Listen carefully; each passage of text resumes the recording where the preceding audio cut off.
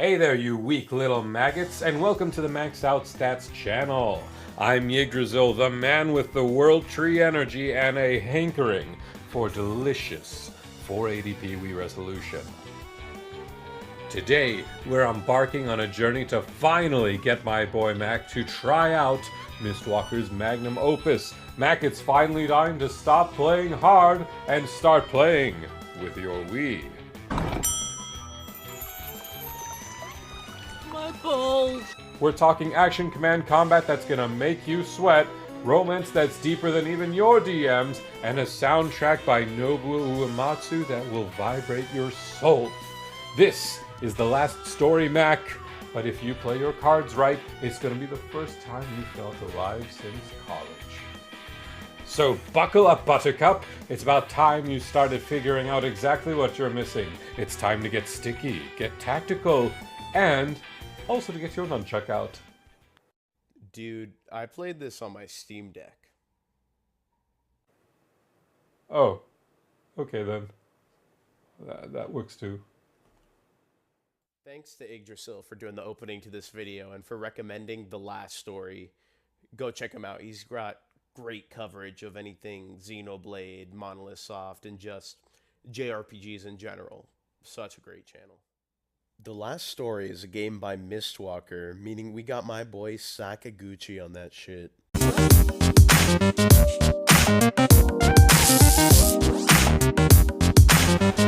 Sakaguchi! You can immediately tell it's him from the name of the game alone. I mean, The Last Story. That's literally just another way to say Final Fantasy. Apparently it was called this because he actually thought it would be his last game. I don't know why big Japanese artists always do that. They try to have something be their last project. I mean, it's pretty clear they love doing this shit and they're gonna keep going till they die. Now, theoretically, if this was the last Sakaguchi game, would I be happy with it? Fuck no. Not because the game's bad, but because he still had Fantasia up his sleeve. Last Story is actually a forgotten masterpiece. The Last Story is not by any means traditional. I would liken the gameplay to something more similar to like an arcade game than anything else. You have stages for every chapter, and each stage presents you with a different gimmick. This felt really refreshing, as I feel too many JRPGs rely on combat and character building to carry the gameplay, but here you get some legitimately clever level design that keeps everything super varied, even in the side missions, which are actually unique levels in themselves, housing some extremely good content. The bosses are a strong highlight as well. You can never just rush a boss and beat it up because you have big stats. Every single boss has a puzzle to solve in order to beat it. Sometimes it's told to you, but it's hard to execute, and sometimes you just gotta figure it out yourself. But the intricate design of each boss makes encounters exciting and fun, even if I think some of the late endgame bosses were a little too tanky or had too many forms. Also, despite all this carefully crafted design, there's still fun character building with intricate weapon upgrade system that gives you an insane amount of builds to try. It's worth walking in on Horace brutally cream-pieing his wife for the 10th time to get some of these. Hell, even the town you walk in, it's just full of like great NPC dialogue, tons of unique party interactions, different vendors, like side quests that are actually worth doing. I will say, however, that the town made me run around the castle a little too much, and I wish there were more skills in the game. Each character only has 2 skills and a limit break that's unlocked pretty much endgame.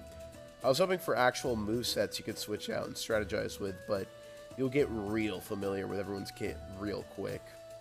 That being said, the game is still a lot of fun in the moment, trying to expose an enemy to a large amount of damage by chaining skills together, and nobody really talks about how this is pretty much the FF7 remake combat system.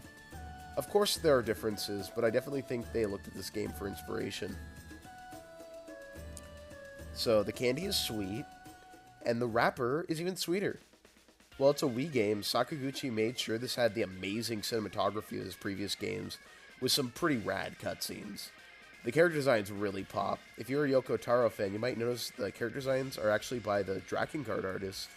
I really love how distinct his gritty, dark fantasy aesthetic is, and it's perfect for the game. what really bears mention is the Uematsu OST. Now, I'm gonna be honest, while there were a few bangers here and there, I wasn't super impressed by the OST at first. It was still good, just not really by Uematsu standards. Then I started to hit the end game and just, wow. There's just unbelievable track after unbelievable track here. I think they let Uematsu just do whatever he wanted at the end. So we get some of his most completely unhinged masterpieces. You get neoclassical duels with deranged lunatics, synth-heavy prog rock battles to the death, and one of the most experimental final boss themes ever. Just listen to this.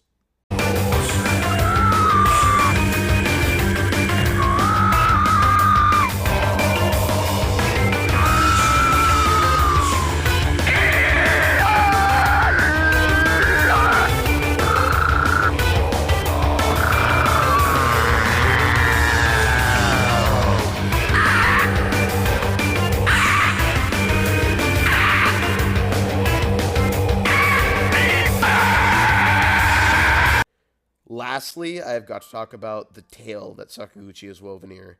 The last story uses fantasy as a mirror for our own world. It starts out very Final Fantasy, with a mercenary group meeting a runaway princess that joins them, and then they get in over their head and are sucked into an adventure. Our protagonist Zale had his village destroyed in a war, so he took an oath with his childhood friend Dagran to become a knight that could protect the ones he loves. Now, partway through the game, it sort of seems like he's going to get everything he wants. A job as a knight, the love of his life, an important role in saving people. But that's when the hidden darkness of the game starts to show a bit. Last Story has themes of dreams, love, and brotherhood. But it also tackles topics like colonialism and genocide. What Zale realizes is that becoming a knight has actually just put him in the role of the oppressor, and his dream is nothing like he thought it would be. There's a heavy irony in finally reaching the summit of a mountain you spent your entire life climbing. We're taught that the arrival is the moment the beautiful, vocal Uematsu composed music swells and the credits roll. But for many, the reality of achieving a dream is marked not by a flourish, but by a regret.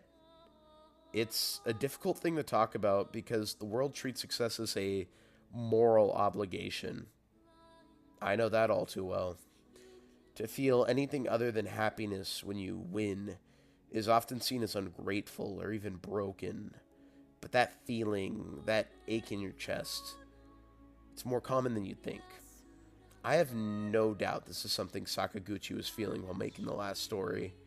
He is also someone who tirelessly chased a dream that seemed impossible until he was at his Final Fantasy. But then he got the success he could only dream of. He worked on some of the biggest games in the industry for years, only to nearly tank everything he helped build in an instant. He felt intense regret and the stress that came with being an executive, so he stepped down and returned to doing what he truly loved. It wasn't the easy route at all. Mistwalker didn't end up being nearly as successful, and budget issues were constantly a problem. Hell, his latest game, Fantasian, had to be literally built by hand with dioramas. But going back to those roots, that's what made him happy. What the last story teaches us is that we're more than our accomplishments. And sometimes the best part of reaching the top is finally having the perspective to see the most beautiful things were still waiting for you back down in the valley. Anyways, next time we have a game about a sci-fi bounty hunter looking for a lost baby alien. That's right, it's Super Metroid. See you then.